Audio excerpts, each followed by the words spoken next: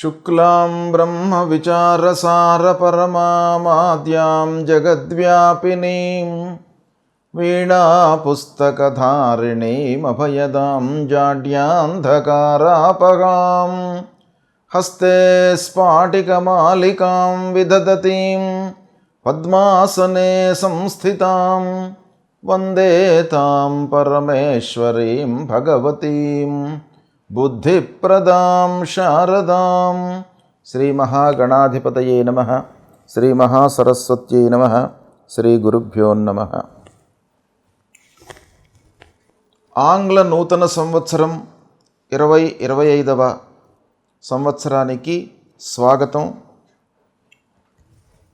ఈ 2025వ సంవత్సరంలో మీరందరూ కూడాను సుఖ సంతోషాలతో ఉండాలని ఆ భగవంతుణ్ణి ప్రార్థిస్తున్నాను. అన్ని విధాలుగా శుభం జరగాలి అని చెప్పేసి మీ అందరినీ కూడాను ఆశీర్వదిస్తున్నాను.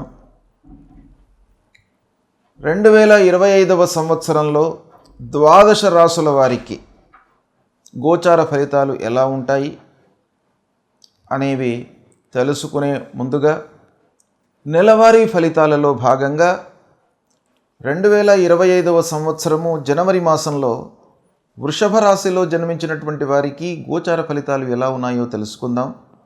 ముందుగా ఈ జనవరి మాసంలో వృషభ రాశిలో జన్మించినటువంటి వారికి సూర్య భగవానుడు 8-9 స్థానాలు అంటే అష్టమ భాగ్యస్థానాలలో సంచరిస్తున్నాడు. ఇది ప్రతికూలంగా ఉంటుంది. కుజుడు ప్రారంభం నుండి కూడాను 21వ తారీఖు వరకు 3వ స్థానంలో సంచరిస్తున్నాడు, అనుకూలంగా ఉన్నాడు. 21వ తారీఖు నాడు వక్రించి మిథున రాశిలోకి ప్రవేశిస్తున్నాడు. ఆ మిథున రాశి సంచారము వృషభ రాశి వారికి ద్వితీయ స్థానం అవుతుంది, ప్రతికూలంగా ఉన్నాడు. ఇక బుధుడు 7, 8, 9వ స్థానాలలో సంచరిస్తున్నాడు. 7వ స్థానం ప్రతికూలంగా ఉంటుంది, 8వ స్థానంలో సంచారం అనుకూలంగా ఉంటుంది. మళ్ళీ భాగ్యస్థానంలో సంచరించడము కొంతవరకు సామాన్యంగా ఉంటుంది. అంటే 4వ తారీఖు వరకు సప్తమ స్థానంలో సంచరిస్తున్నాడు, 24వ తారీఖు వరకు అష్టమ స్థానంలో సంచరిస్తున్నాడు, 24 నుండి మాసాంతం కూడాను భాగ్యస్థానంలో సంచరిస్తున్నాడు. ఈ విధంగా బుధుని యొక్క ప్రభావము కొంత మిశ్రమంగా ఉంది. గురు భగవానుడు జన్మస్థానంలో సంచరిస్తున్నాడు, ప్రతికూలంగా ఉన్నాడు. శుక్రుడు 28వ తారీఖు వరకు 9వ స్థానంలో సంచరిస్తున్నాడు, తదనంతరం 10వ స్థానంలో ప్రవేశిస్తున్నాడు. 10వ స్థాన సంచారము ప్రతికూలంగా ఉంటుంది. ఇక శని భగవానుడు కుంభరాశిలో సంచరిస్తున్నాడు. కుంభరాశి సంచారము వృషభ రాశి వారికి దశమ స్థానం అవుతుంది.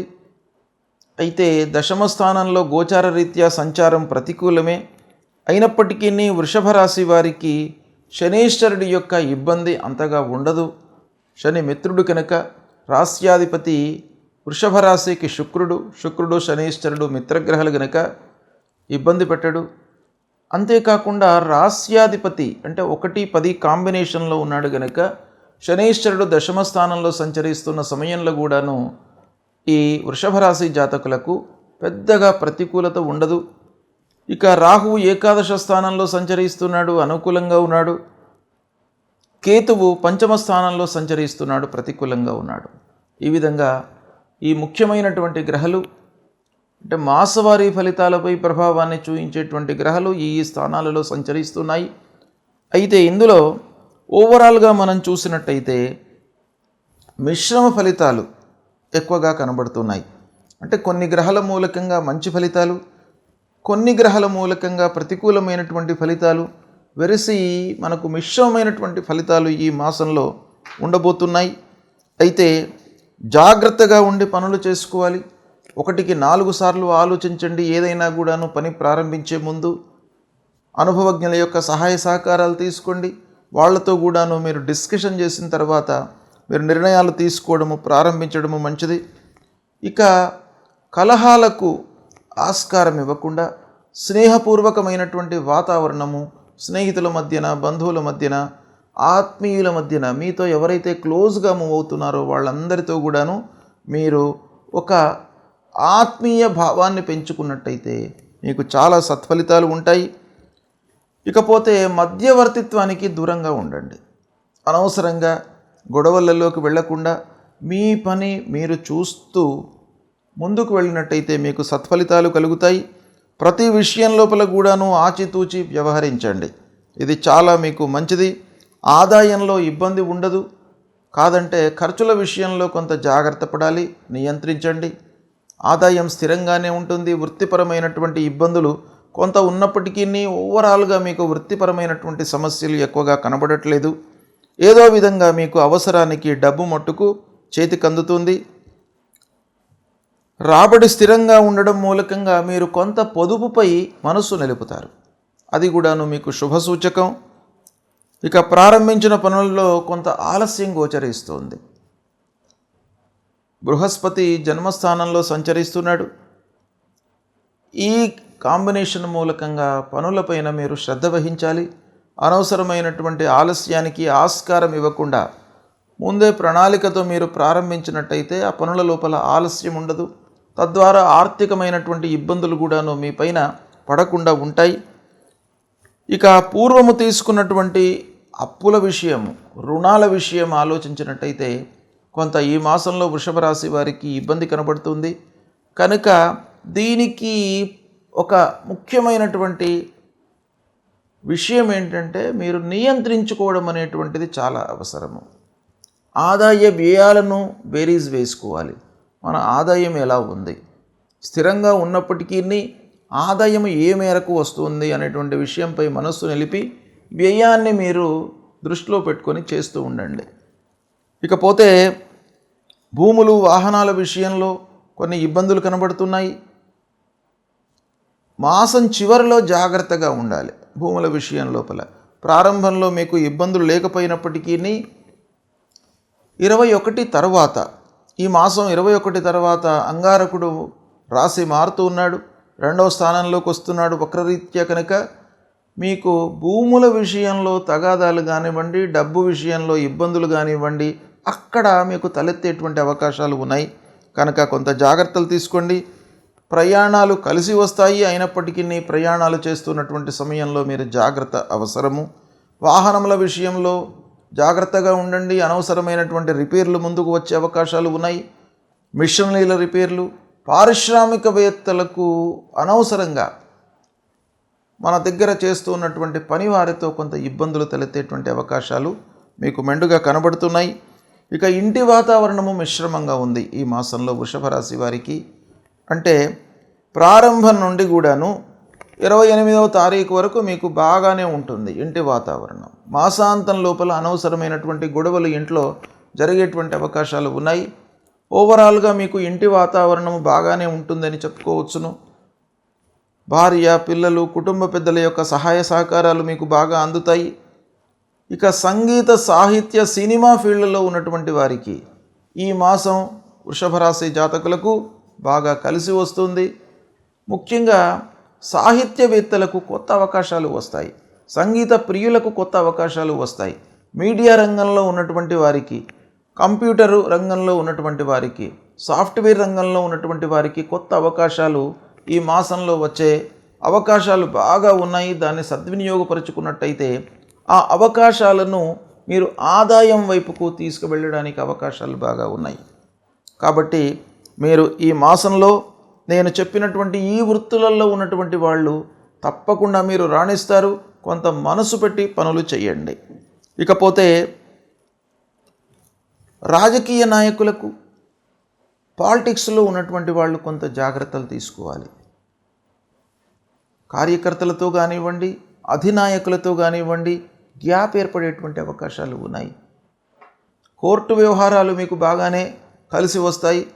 చాలా రోజుల నుంచి కోర్టులో ఉన్నటువంటి కేసులు పరిష్కరించబడేటువంటి అవకాశాలు బాగా కనబడుతున్నాయి ఈ మాసంలో. కాబట్టి రాజకీయంగా కొంత ఇబ్బందులు ఉన్నప్పటికీ కోర్టు వ్యవహారాలు మీకు చాలా అనుకూలంగా ఉంటాయి. కాబట్టి మీరు కొంత సంతృప్తిగా ఉండగలుగుతారు. ఇక వ్యాపారస్తులకు మిశ్రమ ఫలితాలు ఉన్నాయి ఈ మాసం లోపల. చేతిలో ఉన్నటువంటి వ్యాపారం మీకు సుగమంగా ముందుకు జరుగుతుంది. లాభాలతో మీరు ముందుకు వెళతారు. అయితే కొత్త వ్యాపారం ప్రారంభించడానికి మట్టుకు అంతగా అనుకూలం లేదు ఈ మాసం గనక కొత్త వ్యాపారం ప్రారంభించకండి. చేతిలో ఉన్నటువంటి వ్యాపారం పైననే మనసు నిలపండి. అందులోనే మీకు లాభాలు బాగా చేకూరేటువంటి అవకాశాలు ఉన్నాయి. ఇక ముఖ్యంగా విద్యార్థుల విషయం ఆలోచించినట్టయితే వృషభ రాశి జాతకులకు, విద్యార్థులకు ఈ మాసంలో బాగా కలిసి వస్తుంది. సంతృప్తిగా ఉంటారు. కాంపిటేటివ్ ఎగ్జామ్స్కు ప్రిపేర్ అవుతున్నటువంటి విద్యార్థులు, ఉద్యోగం కొరకై ప్రిపేర్ అవుతున్నటువంటి విద్యార్థులు బాగా రాణిస్తారు. ఈ మాసం లోపల వాళ్లకు మంచి ఫలితాలు ఉండేటువంటి అవకాశాలు ఉన్నాయి.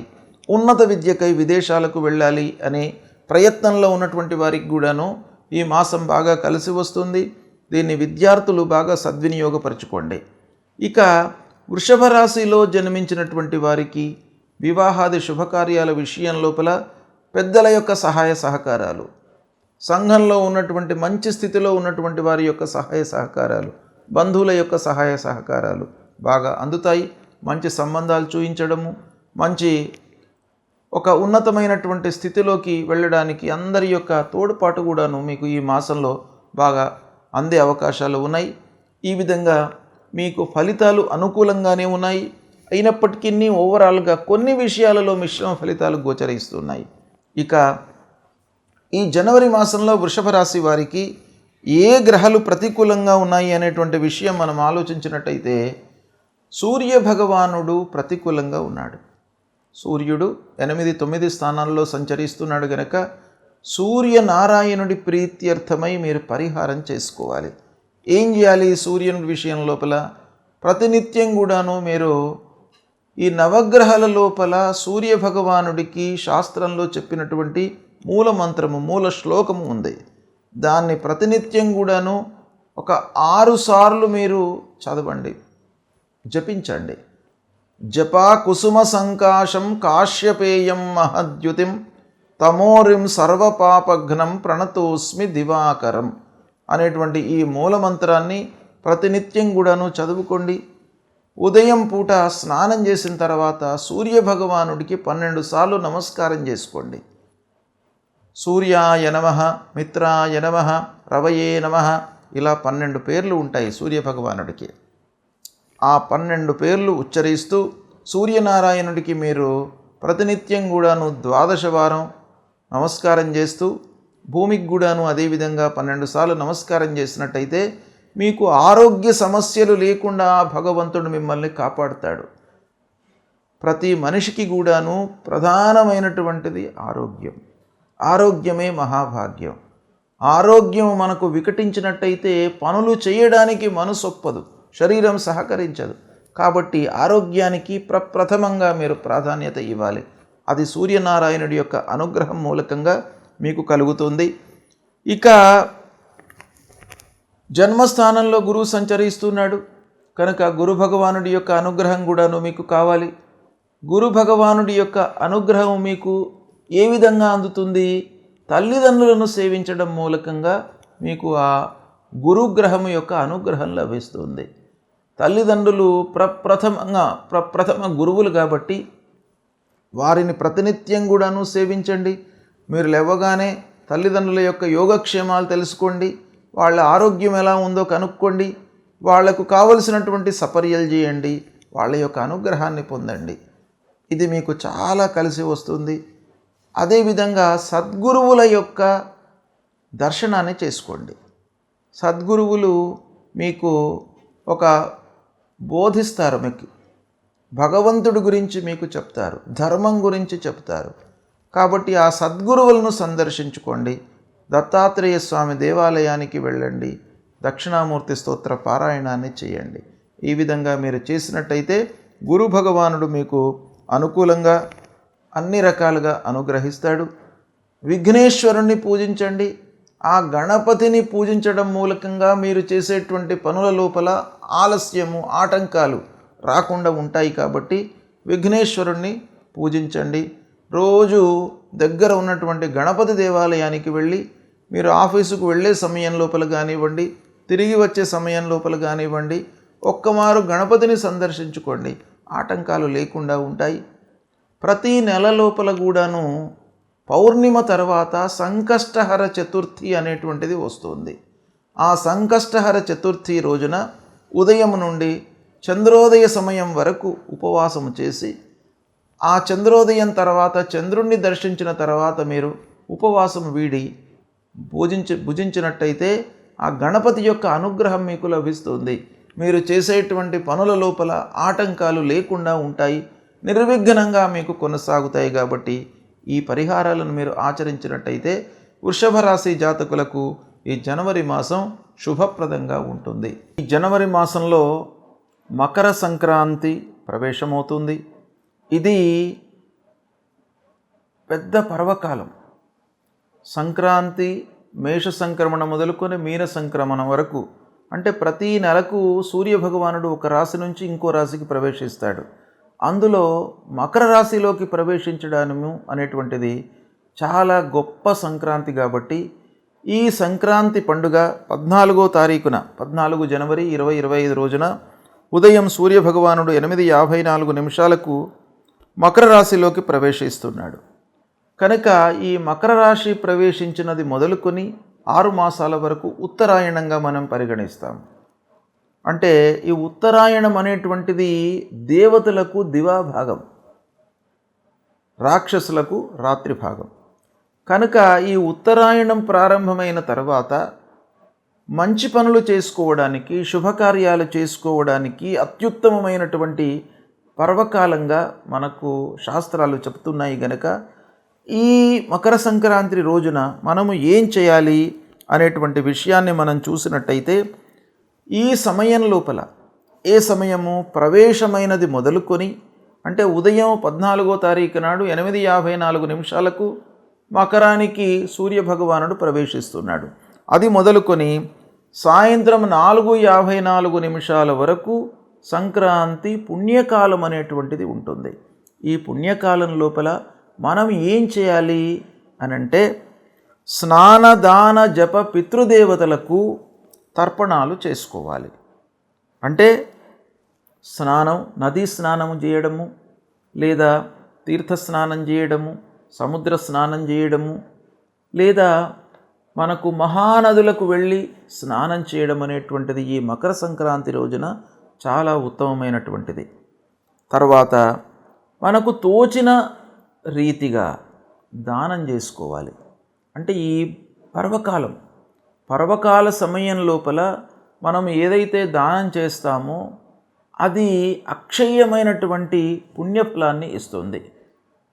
అంటే మామూలు రోజులలో దానం చేయడం వేరు, పర్వకాలంలో దానం చేయడం వేరు. పర్వకాలంలో దానం చేసినట్టయితే, మీరు ₹1 దానం చేసినట్టయితే 1000 రూపాయలు దానం చేస్తే ఎంతనైతే ఫలితం వస్తుందో అంత మీకు ఈ పర్వకాలంలో దానం చేయడం మూలకంగా లభిస్తుంది.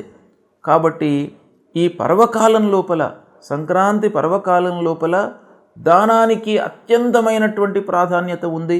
తద్వారా అక్షయమైనటువంటి ఫలాన్ని పొందుతారు. అంతేకాకుండా ఈ పర్వకాల సమయం లోపల జపాలు చేసుకున్నట్టయితే, జపము అనంటే మీకు భగవంతుడికి సంబంధించినటువంటి ఏ స్తోత్రాన్ని జపించినా కూడాను, ఏ మూలమంత్రాన్ని జపించినా కూడాను ఆ సమయం లోపల మీకు అక్షయమైనటువంటి పుణ్యఫలం వస్తుంది. అన్ని దోషాలు కూడాను పరిహారం అవుతాయి. అంతేకాకుండా ముఖ్యమైనటువంటి విషయం ఏంటంటే, ఈ పర్వకాలం లోపల పితృదేవతలకు సంబంధించి తల్లిదండ్రులు అత్యంత ముఖ్యమైనటువంటి వాళ్ళు మనకు జీవితం లోపల. వాళ్ళ మూలకంగానే మనం ఈ భూమి మీదికి వచ్చాము, జీవనాన్ని కొనసాగిస్తున్నాం. కాబట్టి వాళ్ళ విషయమై, పితృదేవతల విషయమై ఈ పర్వకాలంలో ఎవరైతే శ్రాద్ధాదులు, వాళ్ళ విషయం లోపల మనకు దానాదులు కానీ ఇవన్నీ చేస్తారో అప్పుడు ఆ పితృదేవతలు అనుగ్రహిస్తారు. కనుక ఈ పర్వకాలంలో ఇవన్నీ కూడాను చేసుకోవాలి. అంతేకాకుండా ముత్తైదువలు, సువాసినులు ముఖ్యంగా ఈ పర్వకాలం లోపల గౌరీదేవికి పూజ చేసుకున్న తర్వాత వాళ్లకు తోచినటువంటి నోములు ఇవ్వడం అనేటువంటిది కూడా ప్రధానంగా మనకు శాస్త్రంలో చెప్పబడి ఉంది. కాబట్టి ఇవి ఆచరించినట్టయితే మనకు మకర సంక్రాంతి పుణ్యకాలం లోపల చేసినటువంటి ఫలితము అక్షయ పుణ్యఫలాన్ని ఇస్తుంది అని శాస్త్రం చెప్తుంది కనుక ఇది ఆచరించండి, శుభ ఫలితాలను పొందండి. శుభం.